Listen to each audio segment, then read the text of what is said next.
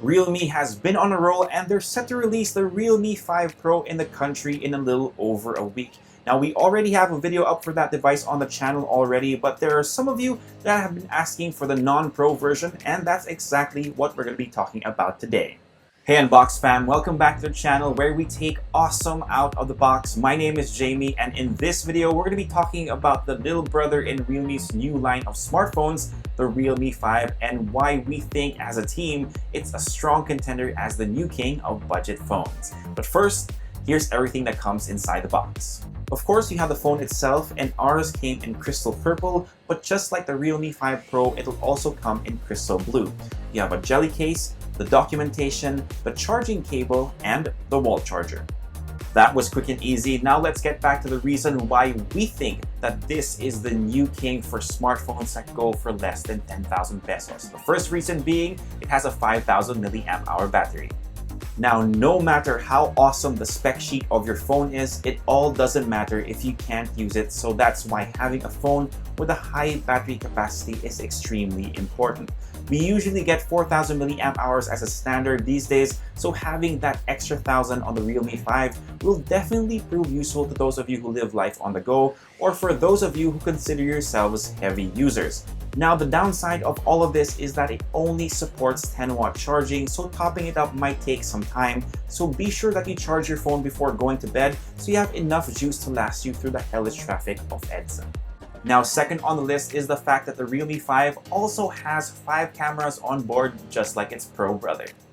It has the same number of cameras as its Pro sibling, but you're not getting the same setup. On the back, you have a 12 megapixel main camera instead of the 48 megapixel on the Pro. This has an aperture of f1.8, an 8 megapixel wide angle shooter at f2.25, a 2 megapixel portrait camera or depth sensor as we're guessing, and a 2 megapixel macro shooter as well.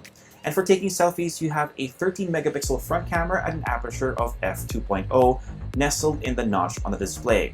We'll reserve our thoughts for the full review, but here are a couple of sample photos. Let us know what you think about the images in the comment section down below.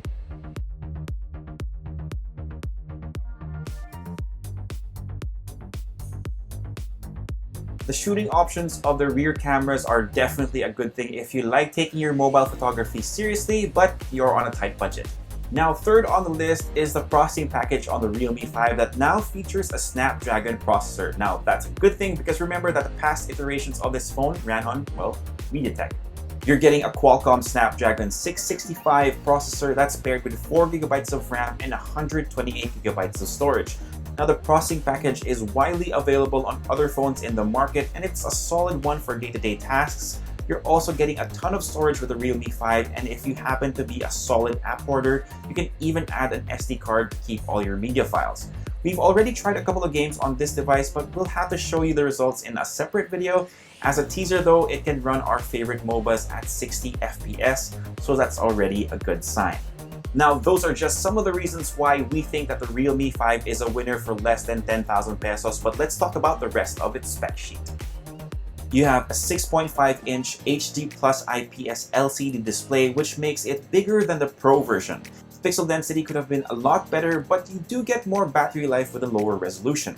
Colors are pretty much on par for the panel that they used, and watching videos or playing games on this device should still be enjoyable. Oh, it's also protected by Gorilla Glass 3 Plus. The bezels on the sides are thin enough, but it has a rather sizable chin.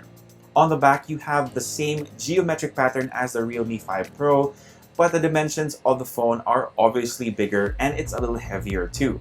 We also don't see a big difference in its ergonomics, and it feels good in the hand as well.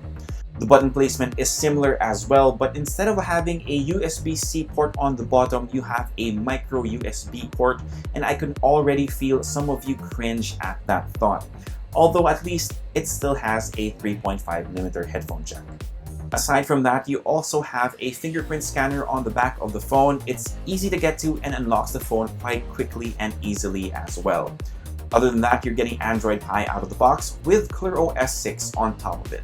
There you have it, folks. That's the Realme 5 and why we think it's a solid contender for the crown for less than 10,000 pesos in a nutshell.